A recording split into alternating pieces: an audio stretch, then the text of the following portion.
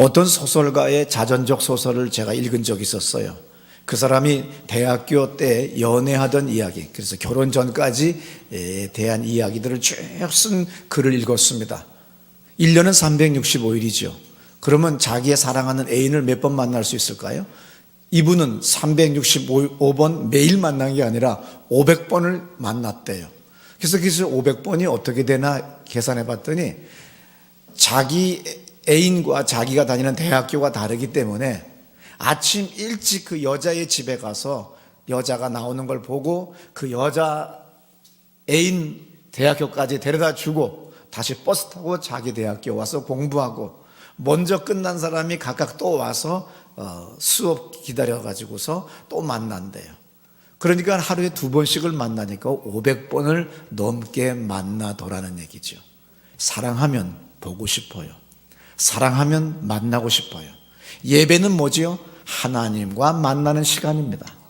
기도는 뭐예요? 하나님과의 대화입니다. 사랑하면 대화하고 싶어요. 그리고 대화의 가장 깊은 경지는 뭐가 있어요? 무언이지요. 묵시예요. 말하지 않아도 언제나 그분 앞에, 사랑하는 그이 앞에 앉아만 있어도, 가까이만 있어도 어떤 일이 벌어지죠? 통하는 거예요. 서로를 알 수 있는 거지요. 무엇을 원하는지, 무엇을 필요한지 알 수가 있어요. 미련한 여자, 미련한 남편은 아내와 남편이 무엇을 원하는지도 몰라요. 남자가 눈곱이 꼈고 밥 먹다가 땀을 뻘뻘 흘리고 침을 흘리고 콧물 나는 사람도 있지 않습니까? 근데 손수건을 갖다 주는 사람도 없고 뭐도 안 갖다 줘요. 티슈도. 그런데 어느 교인은 아주 재치 있는 교인이 있어요. 딱 한 번 신방을 갔거나 한 번 같이 식사를 했는데 담임 목사가 뭘 하고 어떤 습관이 있고 뭐가 있다는 걸 딱 알고 그 다음부터 그걸 하는 거를 볼 때 참 재치 있는 아주 지혜로운 여자구나 하는 것을 느낄 때가 있습니다. 아무쪼록 오늘 이 소설가는 1년에 500번 이상을 만났다고 했습니다. 오늘 우리는 하나님을 사랑하기 때문에, 또 하나님이 우리를 사랑하기 때문에, 그분이 우리를 부르셨기 때문에 우리는 오늘 그분 앞에 나왔어요. 그런데 아직 사랑의 단계에 들어가지 못하신 분은 1년에 겨우 52번, 52주 이것을 다 채우지도 못하고 간신히 나오는 분도 계십니다. 재미있는 이야기입니다. 우리 성가대에 정말 비닐하우스 교회 때부터 지금까지 정말 거의 빠지지 않고 열심히 나오는 교인이 계신데, 그분이 김진희 집사님인가 이씨인가 배랑 잊어버렸네요. 김진희 집사님은 비닐하우스 교회까지 나오려면 얼마나 힘들겠어요. 집은 전농동인데 우리 교회는 세곡동 내거리 쪽에 있어요. 비닐하우스 교회죠. 거기로 오려면 차를 3번을 타야 되고 거의 2시간 정도의 시간입니다. 무슨 마음인지 거기까지 잘 나왔는데 한 주 나오고 한 주 쉬어요. 그래서 꼭 또 한 주 나오고 2주 쉬어요. 그래서 내가 어느 날 그랬어요. 야, 너는 꼭 그렇게 한 주 나오고 그 다음에 2번 쉬면 도대체 뭐가 되겠지? 좀 더 나와라, 더 나와라. 그러더니 어느 날 신앙이 자랐습니다. 교회가 철거당해서 왕십리까지 왔는데 그때부터는 성가대에 매주 쓰더니 지금은 뭐예요? 시집을 가서 많이 넘은 나이들에도 아이들을 다 데리고 나와서 성가대 자리만큼은 절대로 놓치지 않고 서 계신 거예요. 왜? 하나님과의 사랑의 관계가 그분을 체험했기 때문에 이제 매주 나오는 것이 절대로 힘들거나 어렵거나 지겨운 게 아니죠. 만나면 만날수록 기쁩니다. 그리고 힘을 얻습니다. 새 힘을 얻을 수가 있는 거죠. 예배라고 하는 게 뭐지요? 하나님을 하나님으로 인정한다는 겁니다. 예배는 뭐예요? 하나님 그분을 당신만이 섭리자고 주관자고 창조주이시기 때문에 내가 당신 앞에 당신을 영광을 돌리고 내가 당신의 힘을 덧입어 내가 이 땅의 어려운 삶을 잘 이겨나가는 삶을 살겠사오니 나에게 함께해 주세요 하는 그러한 고백과 만남의 시간이 바로 예배의 시간입니다. 예배는 하나님을 하나님으로 인정하는 행위인데, 어떤 사람은 하나님을 인정하는 것이 아니라 아내가 남편이 가자고 하니까 또 아니면 채통상 오는 사람도 있어요. 야곱이 바로 그런 사람입니다. 창세기에서 야곱은 아버지와 큰 형을 속였습니다. 왜냐하면 축복이 가장 큰 것이라고 생각했기 때문입니다. 자기 인생에서 세상에 속한 것들을 얻는다고 하는 거, 장자권이라고 하는 거 대단하다고 생각했습니다. 그래서 이것을 얻기 위해서 속였습니다. 그러다가 발각됐고 도망가게 됐어요. 창세기 28장에 보니까 하란으로 가는 도중에 들판에, 여러분 일교차가 얼마나 심합니까? 낮의 기온은 거의 30도씩 올라가지만 그러나 저녁은 거의 영상 3도, 2도까지 내려가요. 그런지 일교차 30도가 넘는 데면은 얼마나 춥겠어요. 그러다 자는데 지금 뭐가 제대로 있었겠어요? 고대 사회에서 옷이나 주섬주섬 입고 빵덩어리 몇 개 들고서 도망을 가는 거 아니에요? 외삼촌 집 하란으로 도망갑니다. 그러다가 드디어 밤을 맞이했습니다. 처음 잘 때야 잘 게 없으니까 자기의 팔베개를 뱉겠지요. 절이니까 어떡합니까? 이리 깨고 저리 깨다가 드디어 돌을 잡아가지고 돌베개 베고 잡니다. 이것이 인생의 고통의 극치를 드러내는 문장이죠. 돌베개 베고 한번 주무셔 보세요. 입이 삐뚤어져 돌아갑니다. 얼마나 딱딱합니까? 얼마 자지 못할 정도의 고통의 그러한 상황 속에서 이 사람이 꿈을 꿨어요. 창세기 28장 11절에 해가 진지라 거기서 유숙하려고 한 돌을 취하여 베개하고 거기 누워 자는데 12절에 꿈에 사닥다리가 하늘에서 땅에 닿았고 그 꼭대기가 땅 위에 섰는데 하늘에 닿았고 가만히 보니까 하나님의 사자 천사가 오르락 내리락 하더라는 거예요. ascending, descending, 오르락 내리락. 그러면서 13절에 거기서 하나님이 말씀하세요. 나는 여호와니 너의 조부 아브라함의 하나님이요 이삭의 하나님이라. 너 누운 땅을 내가 너와 네 자손에게 주리니 네 자손이 땅의 티끌같이 되어서 동서남북에 편만할지며 땅의 모든 족속이 너와 네 자손을 인하여 복을 얻으리라. 내가 너와 함께 있어 네가 어디로 가든지 너를 지키며 너를 이끌어 이 땅으로 돌아오게 할지라. 내가 네게 허락한 것을 다 이루기까지 너를 떠나지 아니하리라. 얼마나 충격적인 꿈입니까? 자기 아버지 이삭, 자기 할아버지 아브라함을 통해서 하나님에 대해서, 신앙에 대해서 많이 봤건만 야곱은 눈이 뒤집어진 겁니다. 세상에 대한 욕망이 가득 찼기 때문에 세상에 대한 속한 것들을 얻고자 그런 별짓을 다 하다가 이제 드디어 도망자 신세가 됐는데, 끝났다고 생각됐는데 이때 하나님이 나타나신 거예요. 빨리 포기해야 빨리 하나님 만납니다. 믿습니까? 부도 났으면 빨리 부도 시켜버리세요. 그게 더 나아요. 그래서 새 길 가는 게 나은데 자꾸 붙잡고 앉아봐야 인생 한 번밖에 없는 거 대단하게 인생을 허비하게 됩니다. 그런데 중요한 거 보세요. 야곱이 16절에서 잠이 딱 깨가지고 뭐라고 얘기합니까? 여호와께서 과연 여기 계시거늘 내가 알지 못했구나. 하나님이 여기 계시네. 그 전까지의 아브라함과 이삭, 야곱의 신과는 하나님은 특정한 장소, 자기네 집 부근, 자기네 가족들에게만 나타나는 줄 알았는데 하나님이 내가 도망가는 이 도망자의 자리에도, 이 광야에도, 이 컴컴한 자리에도, 부도나서 내가 지금 감옥에 들어가 있는데도 불구하고 여기에 계시구나, 이런 고백인 거예요. 하나님은 무소부지하십니다. 믿습니까? 오늘 여러분들이 어떠한 고통의 자리에도, 도망간 자리에도, 실패한 그 자리에도 주님은 보고 계세요. 여러분들이 그분의 이름을 부르기까지 기다리고 계십니다. 그분의 도움을 구하기까지 주님은 끊임없이 기다리고 계신 걸 믿으시기 바랍니다.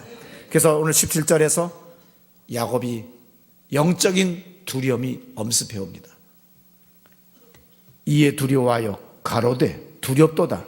이곳이요 다른 곳이 아니라 이는 하나님의 전이요 이는 하늘의 문이구나.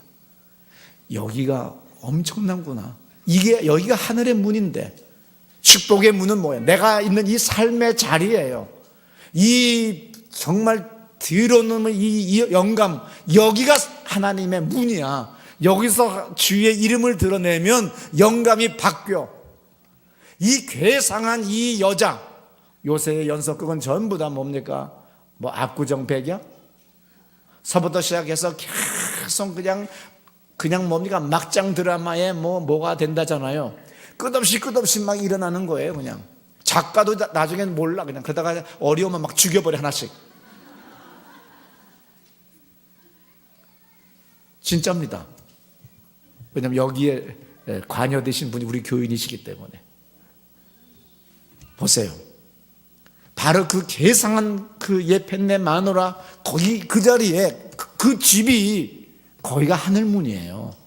여기서 주의 말씀을 실천하고 주의 말씀을 의지하여 나갈 때 하늘의 축복이 오는 거지, 다른 데 가면 안 됩니다. 더 괴상한 놈을 만나고 더 괴상한 여자를 만나요. 믿습니까? 또 어떤 사람을 만났는데 헤어졌지요? 감사하세요. 왜? 그놈 만나면 내가 죽게 돼 있고요.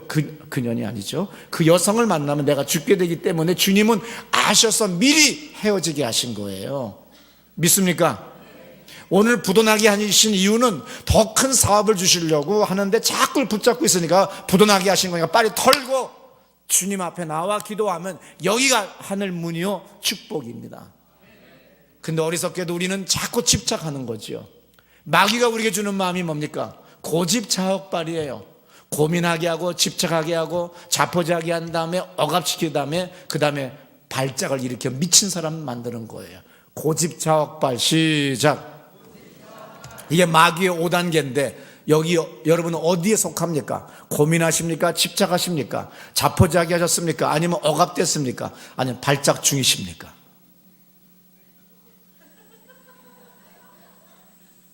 지금 크게 웃으시는 분이 발작 가운데 계신 것 같아요. 아, 옆집이 발작하고 있대요. 네. 우리 교회가 좀 이런 교회가 아닙니다. 저분 때문에 어디까지 설계된지 몰라요. 그래서 17절에 여기가 하나님의 문이구나, 하나님의 전이구나.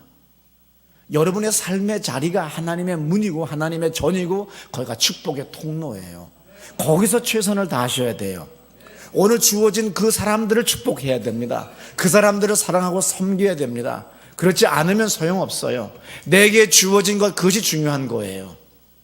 아까도 얘기했습니다. 광고 시간에 어느 교회에 보석이 떨어지고 금가루가 떨어지는데 그 목사님이 하도 찌질찌질이 힘드니까 그거라도 주어서 소망을 갖게 하신 거예요. 진정한 보석이 뭐예요? 보석 다 소용없습니다. 죽을 때 다 놓고 가요. 어떤 사람 그때 뉴스 나왔죠. 인테리어 업자가 다 철거하다가 금괴를 그 안에서 발견했지 않습니까? 얼마나 놀라운 일입니까? 먼저 주인이 죽기 전에 차곡차곡 쌓아놓은 거예요. 나 인테리어 해야 되겠다고 생각했더라니까. 얼마나 놀라운 일이냐 이거야. 다 놓고 죽어요. 어제 형제복지원 사건에 그 많은 사람들을 어렵게 한 사람이 다 놓고 죽지 않습니까? 오늘 가장 귀한 게 사람이에요. 사람을 살려야 됩니다. 사람을 축복하는 거예요. 목사가 보석 떨어지는데 집착하고 집중하는 거 아니에요. 아무리 어디서 돈 나온다고 해도 난 그 돈 벌러 가는 거 아니에요. 목사가 할 일은 기도하는 거고 안수하는 겁니다. 창세기 28장 20절에서 드디어 야곱이 소원해가지고 기도를 합니다. 주님, 나 지켜주시고 먹을 양식 주시고 입혀 주신다면 나 다시금 아버지 집에 21절에서 돌아가게만 해주신다면 내 평생에 내가 하나님 앞에 내가 11조도 드리고 내가 헌신하고 예배합니다. 누가 하라고 그랬어요? 하나님은요 우리한테 11조라 안 하면 죽으리라 그런 거 없어요. 오늘 하나님이 창세기 1장 26절부터 28절에 보게 되면 자기 형상을 닮아 우리를 만들었대요. 그리고 이 세상의 모든 걸 다 만드신 다음에 마지막에 인간을 만들어 생육해라, 번성해라, 충만해라, 정복해라, 다스리라고 하는 축복을 주었대요. 거기에 조건도 모두 아무것도 없는 거예요. 그것이 하나님의 무조건적인 사랑인 겁니다. 근데 우리는 꼭 오두방정을 떨고 뭐라고 합니까? 괜히 먼저 이주연 권사님이 하신 말씀대로 3분 기마이가 뭐예요? 그랬더니 자기 친정아버지가 항상 가만히 그냥 구두끈 매면 될 걸 갖다가 술 먹고 난 다음에 야 내가 쏠게 하고 먼저 나가서 3분 전에 나가서 계산하는 바람에 늘 아버지가 집엔 돈 안 가져온다고. 목사님 절대 3분 기만에 하지 마세요. 앉아 계세요. 우리가 돈 낼게요. 구두끈 메고 계세요. 우리 사람들은 괜히 먼저 막 내가 뭐 하겠습니다 이러고 앉았는데 안 돼요. 그냥 될 때 잘 하세요. 오늘 주어진 날, 오늘 주어진 이웃들, 만나는 사람들 축복하시고 사랑하세요. 내가 보석 나오고 금가루 떨어지고 성경책에서 끊임없는 이상한 기름 나오는 거 정말 하나님이 하실 수 있지요. 못할 게 뭐 있겠어요. 그거 나오는 것보다 한 영혼을 위해 더 축복하고 저들을 위하여 철회하고 저들을 위하여 구원시키는 일에 하는 게 더 낫잖아요. 전도사가 뭐예요? 목사가 병든 교인이 있다고 한다면 작정 기도하고 같이 신방 가고, 자기가 다 못 가면 끊임없이 조를 짜서 가게 만드는 게 전도사고 목사지. 딴짓하고 앉았으면 그것이 바로 외도예요. 전도사가 있어야 될 자리에 있어야 되는 거예요. 범죄가 뭐예요? 자야 될 곳에 자지 않고 딴 데서 자는 것이 죄악이에요. 있어야 될 자리에 있지 않는 것이 죄악인 겁니다. 믿습니까? 하나님을 경험하면 하나님이 시키지도 않았는데 스스로 야곱은 기도해요. 스스로 예배드립니다. 스스로 서원 기도까지 했어요.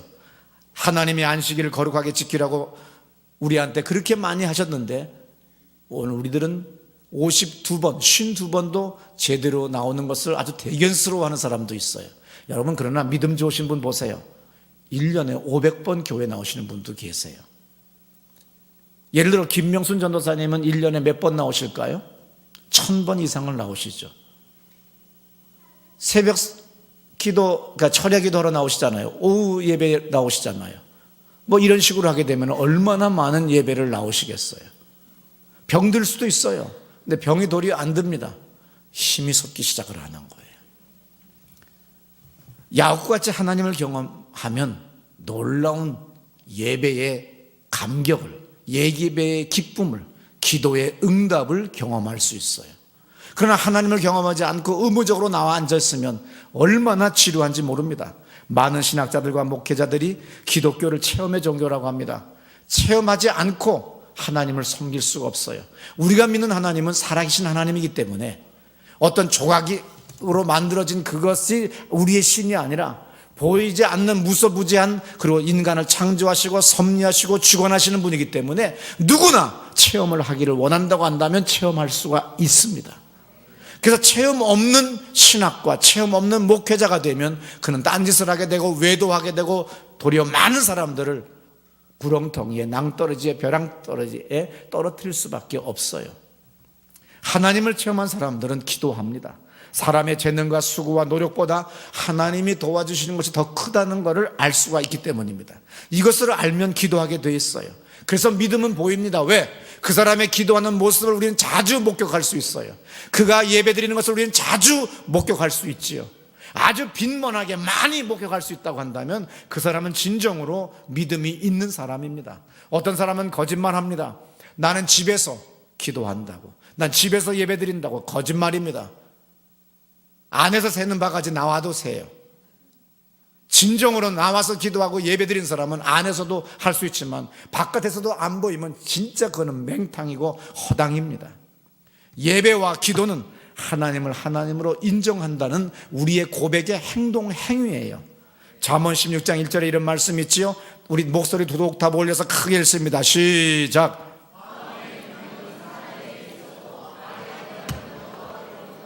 예, 마음의 경영은 사람에게 있어요. 내가 뭘 하고 싶고 내가 어떻게 할 거다. 이번에 갯돈 타면 요 갯돈 타가지고 소 한 마리를 살 거고, 소 한 마리 사서 새끼 타서 2마리 되면 뭘 할 거고. 그런데 개주가 내가 타기 전날 도망가 버려요. 다 소용없는 일입니다. 내가 이걸 하게 되면 뭐 한다고 하지만 오늘 아침에도 한국의 큰 영적인 역사를 일으켰던 목사 중에 한 사람이 미국에 계신데 78살이세요. 그분도 아밋이라고 통보를 받아서 그분의 형님 되는 80 넘으신 형님 목사님이 미국 가셨어요. 세 사람이 한 사람이 암입니다. 오늘 내가 암 환자를 위하여 기도한다는 것은 이것도 뭐예요? 십시일반이라고 같이 언젠가 우리는 심혈관, 그리고 뇌, 경색 아니면 심과 뇌는 같아요. 이것이 경색되거나 아니면 뇌출이 되거나 이것은 어디나 이 사람이 심장이면 뇌고 뇌면 심장도 조사하기 때문에 모든 종합병원은 심뇌센터로 되어 있어요. 심장과 뇌를 같이 보는 치료실이 따로 있다는 거죠. 그래서 암이 1위고 그 다음에 두 번째가 심과 뇌 질환입니다. 그것이 경색이 되든지 터져버려요. 이것으로 죽는 것이 한국 사람들의 1, 2의 순서입니다. 언젠가는 우리는 이 길을 걸어가게 돼 있고 죽게 돼 있어요. 이 땅에서 우리가 이 육신 가지고 영원히 사는 것이 아니라 우리는 누구나 암에 걸려 죽게 돼 있고 심장으로 말미암아 아니면 뇌로 말미암아 그 다음에 그 외에는 교통사고와 수많은 다른 질병으로 말미암아 죽게 돼 있습니다. 그것이 현실이고 사실이에요. 그런데 오늘날 많은 사람들이 어떤 사람은 잘 가는 사람이 있고 그렇게 돈이 많건만 그렇게 치료를 많이 했건만 죽는 사람도 있어요. 그게 다 뭐예요? 생사화복은 주님이 주관하시는 거예요. 사람이 최선을 다해서 건강을 위하여 노력하고 애쓰는 건 최선을 다해야 됩니다. 그러나 그 다음에는 뭐예요? 하나님이 하시는 거예요. 그래서 마음의 경영은 사람에게 있지만 이루시는 분은 하나님입니다. 내 꿈은 내가 이러한 사업을 해서 이렇게 돈 벌고 싶지만 주님이 허락하지 않으면 소용없어요. 그러면 그분 앞에 무릎 꿇어 기도해야 됩니다. 여러분이 어떠한 사업을 해도 아침에 가셔서 사장 자리에 앉아있던 말석 자리에 앉아있던 경비실 자리에 앉았던 간에 하나님 내가 오늘 하루를 시작합니다. 내가 영광을 돌리기 원합니다. 그리고 저를 축복해 주시기를 원합니다. 내가 주님께 영광 돌리는 삶을 살겠습니다 하는 고백의 기도를 하는 것은 뭐예요? 하나님을 하나님으로 인정한다는 거죠. 기도와 예배가 없다는 건 뭐예요? 하나님을 쫄로 봤다는 거예요. 쫄이 뭐예요? 장기 둘 때 졸이 있잖아요. 졸, 병사라는 얘기예요. 그런데 우리나라 사람들은 이렇게 좀 세게 발음을 해서 쫄 그렇게 얘기하잖아요. 쫄로 본 거예요. 내 지혜와 내 지식과 내 경험이 내게 주어진 내 부모로부터 물려받은 돈이 나를 보장한다고 하지만 아닙니다. 나는 몇백억 원의 돈을 가진 사람을 봤어요. 그리고 지난 수십 년 동안 나는 수천억 원의 돈을 가진 사람이 있는데 자식에게 물려줬는데 자식이 50이 넘은 나이에 그만 망해버려요. 자식은 부모만 의지하고 마음껏 살다가 이제 와서 아파트 경비도 못합니다. 대리운전도 못합니다. 택시기사도 못해요. 아무것도 못해요. 뭘 당해요? 이혼당하는 거예요. 자식을 사랑합니까? 하나님을 인정하게 하셔야 돼요. 하나님을 의뢰하는 것을 가르치셔야 됩니다. 잠언 16장 9절에 이런 말씀이 있죠. 다 같이 크게 읽습니다. 시작.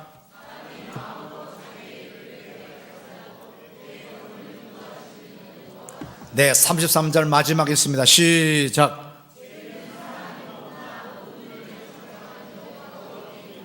이 1절과 9절과 33절의 공통점이 뭐예요? 결론은 하나님이 한다는 거예요. 하나님의 때가 있는 거예요. 몇 년 전에 최주호 장로님이 저한테 오셔서 자기가 이렇게 해서 학원을 개업하겠다고 그래. 개원하겠다고. 그래서 그 전까지 죄송합니다. 남의 집 얘기해서 이분이 그렇게 많은 돈을 벌어다가 매달 아내에게 준 적이 없고 항상 아내가 학원을 운영했고 수학의 명강사였습니다. 근데 내가 그랬어요. 그때 최주호 장로님이 권사 때였는데 그 눈빛을 보고 그 다음에 내가 우리 집 거실 밤에 내가 기도를 해줬어요. 이제 너의 시대다. 온전한 11조의 생활을 하고 그리고 기도해라. 그리고 부인 김인숙 미안하다. 끝났다. 너의 시대는 이제 남편을 세우고 남편이 학부모들을 만나 이야기할 때 빨리 자리 피해라. 왜 저 여자가 오래 얘기하냐 그런 소리도 하지 말고 집에 와 앉았든지 그 말을 학원 가고 싶거든 그 말 하지 말고 옆방에 가서 조용히 앉아 있어라. 그리고 남편을 세워라 그랬어요. 드디어 얼마가 지난 다음에 남편이 드디어 500만 원을 수입이 됐다고 그러더래요. 그 다음에 어떻게 돼요? 1000만 원이 됐대. 그 다음에 계속 올라가는데 전 반이 자기가 개강한 모든 반이 다 마감이 돼버리는 거예요. 학원들이 망해가는 학원도 많은데 2분의 반은 자기가 개설한 모든 반은 다 마감이 되고 김인숙 집사가 개강한 반은 깨져버리더래요. 목사님, 나는 언제입니까? 나는 내가 하나님이 아니라 주님이 그렇게 보여주셨길래 얘기한 거예요. 이제 최주호 장로님이 3천만 원, 그래서 11조로 300만 원을 돌파하게 될 때 너는 독립해도 된대. 내 말은 아니야. 섭섭해하지 마 그랬죠. 예수님은 항상 우리에게 깨어 기도하라고 하셨어요. 누가복음 21장 36절에 이러므로 너희는 장차 올 모든 일을 능히 피하고 인재 앞에 서도록 항상 기도하며 깨어 있어라. 요한복음 11장 42절 항상 내 말을 들으시는 줄을 내가 알았나이다. 그러나 이 말씀을 하옵는 것은 얼마나 멋있어요. 예수님이 하신 말씀, 항상 내 말을 들으시는 줄을 내가 알았나이다. 예수님은 언제나 주님과 대화가 같은 기도를 하셨고 언제나 하나님 아버지는 들으셨대요. 우리도 그렇게 간증하면 얼마나 좋을까요? 항상 저의 말을 들어주시는 걸 제가 알지요. 오늘도 조금 피곤하네요. 이 문제 때문에 주님 던져버립니다. 주님께. 그랬더니 주께서 정말 놀랍게 역사하시는 거죠. 오늘 우리의 삶의 간증이 바로 이 말이 되어야 됩니다. 항상 내 말을 들으시는 줄을 내가 알았나이다.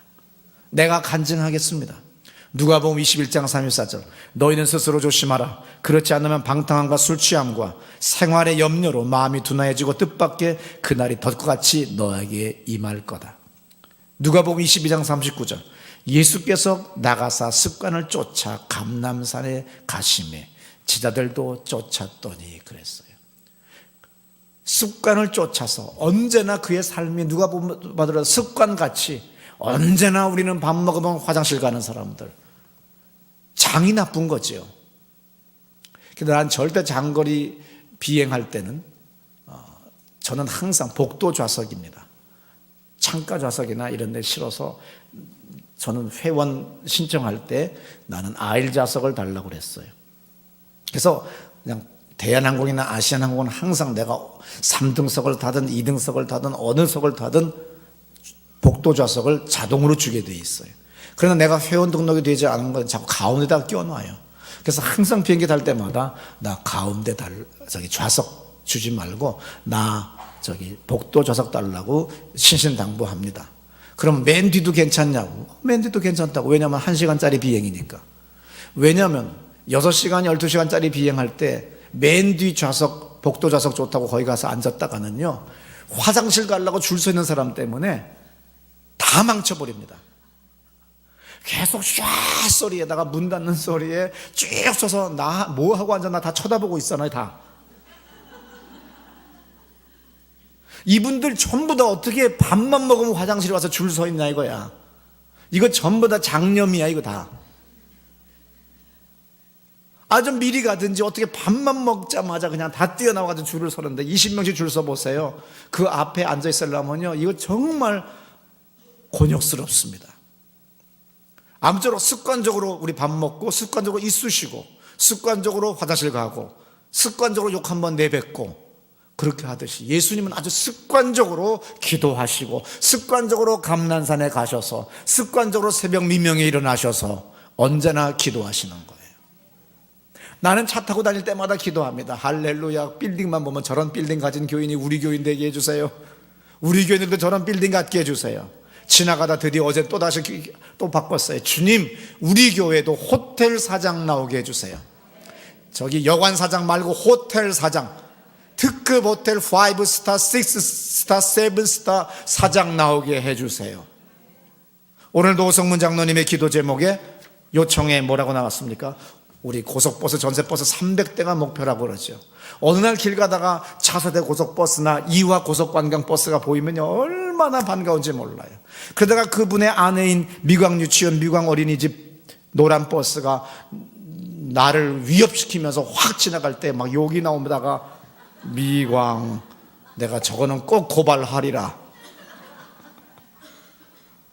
얼마나 감사하고 기쁜지 몰라요. 그냥 나도 욕이 나고 화가 치밀다가도 우리 교인 차예요.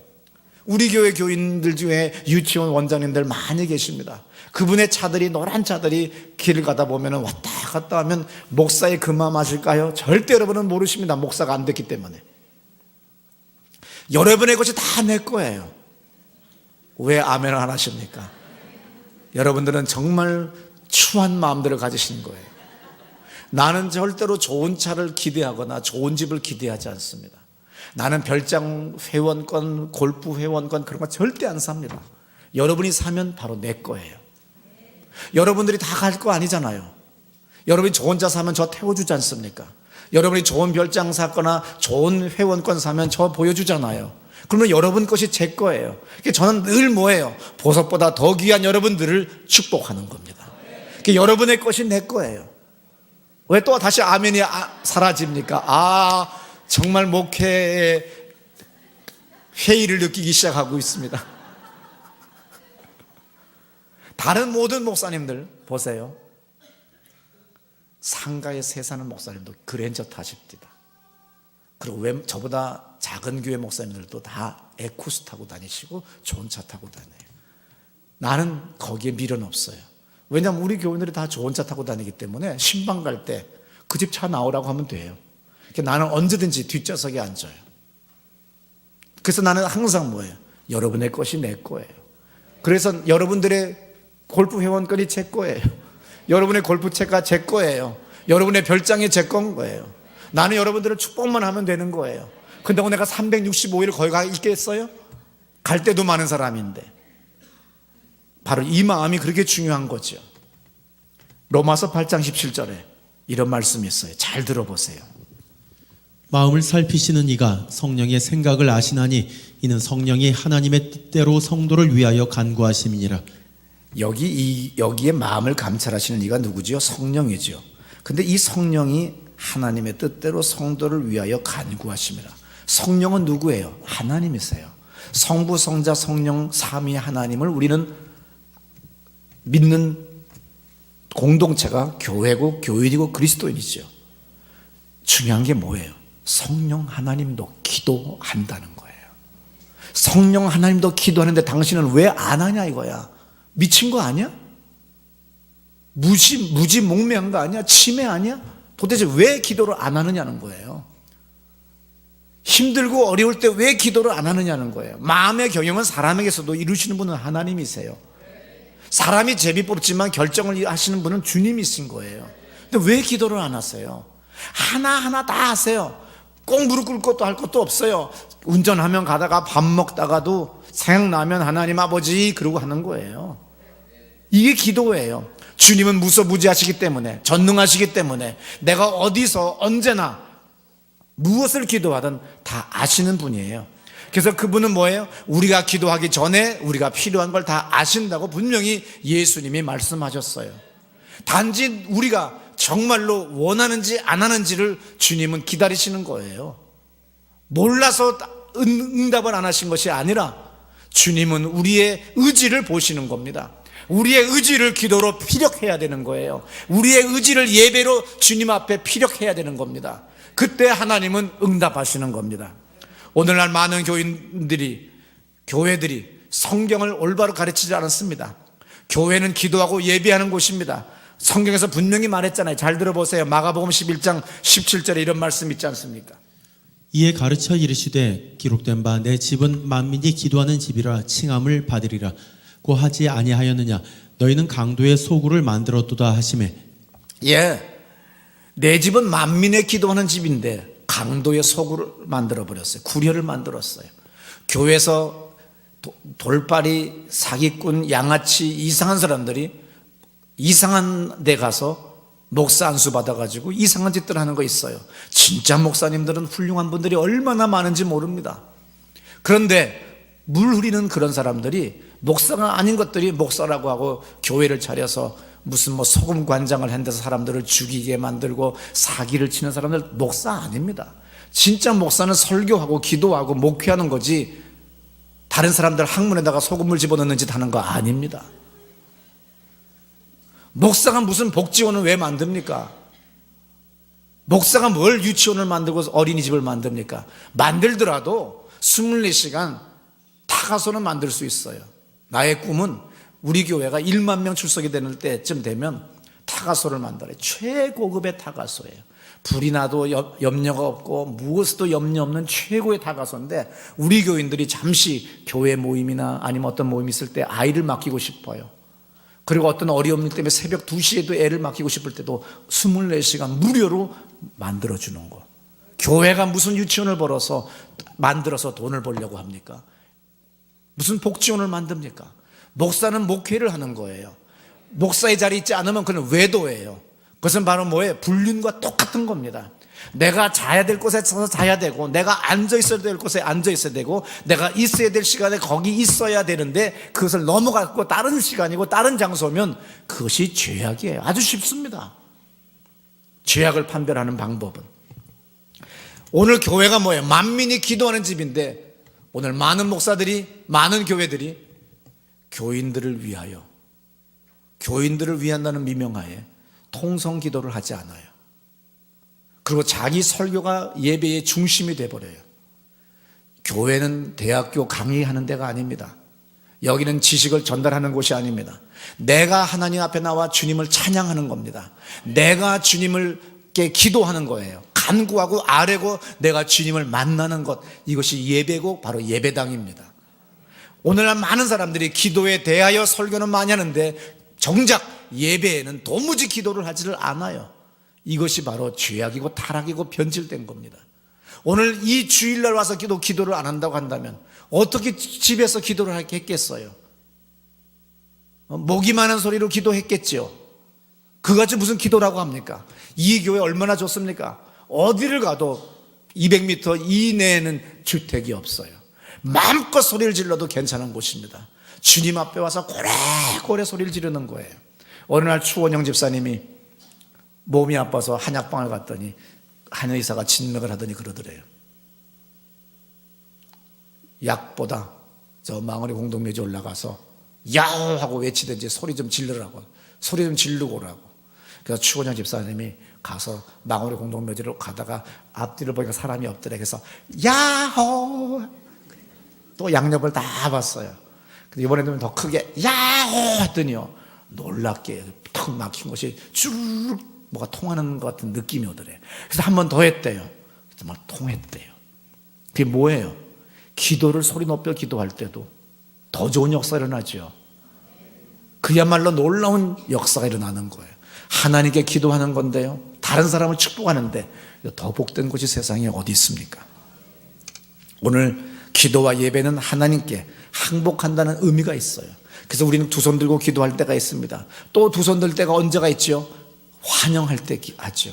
손자, 손녀딸 반가운 사람 오면 막 두 손 들고 와서 막 끼어앉지 않습니까? 부비고 있잖아요. 바로 예배는 뭐예요? 하나님과의 입맞춤이에요. 예배는 하나님과의 뭐예요? 만남이에요. 그래서 오늘 우리는 두 손을 들고 항복을 하고 또 두 손을 들고 주님을 환영하는 거죠. 오늘 이 교회에 와서 싫어하는 사람이 있어요. 두 손 들고 기도하는 게 싫어서, 찬양할 때 일어서는 게 싫어. 그럼 앉으세요. 그런데 두 손 들고 기도할 때는 하세요. 괜찮아요. 눈 다 감았으니까. 눈 뜬 사람이 이상한 사람들이니까. 그런데 성경에는 눈 감고 기도하는 법도 없습니다. 오늘 동양 종교와 혼합이 되면서 눈을 감기 시작을 하는 겁니다. 오늘 예배라는 게 뭐예요? 기도라는 게 뭡니까? 나의 문제를 하나님께 맡기겠다는 것. 나는 이것을 도저히 해결할 수 없기 때문에 주님께 항복하겠다고 하는 의미가 바로 예배와 기도입니다. 그러면 예배에서 가장 중요한 게 뭐지요? 당연히 내가 나침반이 방향이 잘못되면 소용없잖아요. 우리가 골프 칠 때 뭐예요? 당연히 제가 지난 주간에 중국의 개업 예배 때문에 갔다가 또 교인이 골프장을 운영을 하게 돼서 골프장을 갔습니다. 당연히 저야 연습이 없지요. 실전이 연습이고 연습이 실전이에요. 1년에 서너 번이. 그러니 얼마나 괴롭겠어요. 아침에 9홀, 오후에 9홀을 돌면 2만 걸음 이상을 걸은 거예요. 거기다 계속 포대기를 치고 헛돌려 쳤으니 얼마나 아픈 데가 많았겠어요. 근데 황 전도사님이 저한테 못 친다고 하는 거를 할 수 없으니까 뭐라고 모르겠어요. 황 전도사님의 골프는 너무 멋있어요. 먼저 이렇게 골프채로 그다음에 가라스윙이라고, 가라스윙 한번 헛연습을 한번 하고, 이러니 얼마나 5분 걸려, 이분 한번 치시면. 우리는 그런 거 없어요. 그냥 가자마자 그냥 치는 거예요, 그냥. 그랬더니 황전도사님은 수십 년 전 골프를 치셨던 분이니까 저한테 기껏 칭찬하는 게 하나 있어요. 방향이 좋으세요. 방향이 좋대요. 그렇죠. 우리가 깃발 세운 쪽으로 계속 가야 되니까 저거를 3번 안에 가든지 5번 안에 가야 되는데 방향은 정말 좋지요. 근데 얼마큼 가요? 50m 가니까 장타 친다는 소리도 못하고 스윙이 좋다고 한 소리도 못하고 아무것도 못하고 방향이 좋으세요. 그렇지만 저는 은혜가 넘쳤어요. 방향이 좋다. 여러분, 말씀은 우리의 방향을 가르쳐 줍니다. 내가 이단에 빠질 수 없도록, 또 내가 사이비에 빠지지 않도록, 그리고 하나님이 뭘 기뻐하는지 정확하게 방향. 그래서 저는 말씀을 잘 공부하니까 골프 칠 때도 방향은 좋아요. 나머지는 다 틀린 거죠. 어떻습니까? 방향이 좋은 거예요. 그래서 말씀을 늘 읽고 기도하셔야 돼요. 그 다음에 중요한 게 뭐예요? 그분을 찬양하는 거지요. 역대상 16장 9절에 이런 말씀 있죠. 다 같이 한번 크게 읽습니다. 시작. 예, 찬양은 누구를 얘기하는 겁니까? 그에게, 하나님에게 하는 겁니다. 근데 어떤 사람들은 다른 사람들에게 보이기 좋게 하기 위해서 찬양합니다. 담임 목사 좋게 보이기 위해서 찬양합니다. 아닙니다. 오직 그에게 노래하는 거예요. 역대상 16장 23절 잘 들어보세요. 온 땅이여 여호와께 노래하며 그의 구원을 날마다 선포할지어다. 하나님께 노래하는 거예요. 이것이 주제 파악이 중요한 거지요. 방향이 중요한 겁니다. 그래서 오늘 찬양, 기도, 말씀, 이것이 오늘 예배의 가장 중요한 요소입니다. 오늘 여러분, 우리는 감상하러 온 거 아니에요. 내가 주님을 찬양하는 거예요. 당신은 이러한 분이라고 그 노래 가사에, 찬양 가사에 나오는 그 고백을 하는 거예요. 오늘 우리 교회는 말씀을 순종하는 교회입니다. 그러므로 예배 시간에 기도해야 되는 겁니다. 소리 높여 기도해야 되는 거예요. 골로새서 2장 6절에 이런 말씀 있죠. 너희가 그리스도 예수를 주로 받았으니 그 안에서 행하되. 은혜가 뭐예요? 예수를 우리가 받았어요. 예수 때문에 천지를 창조한 창조주 그분을 아버지라고 부를 수 있고 그분에게 다이렉트로 나가서 기도할 수 있는 거예요. 이것이 바로 은혜인 겁니다. 그러므로 오늘 예수님이 마태복음 6장 5절에서 이렇게 말씀합니다. 오늘의 마지막 말씀인데 너희가 기도할 때 외식하는 자와 같이 되지 말아라. 저희는 다른 사람에게 보이려고 기도한다. 그러면서 8절에 그러므로 저희를 본받지 말라. 구하기 전에 너에게 있어야 할 것을 하나님은 너희 아버지께서 아신다. 우리가 구할 것을 주님은 아십니다. 그러므로 우리는 나의 의지를 주님 앞에 피력해야 되는 거예요. 그것이 바로 예배며 기도입니다. 믿습니까? 우리 다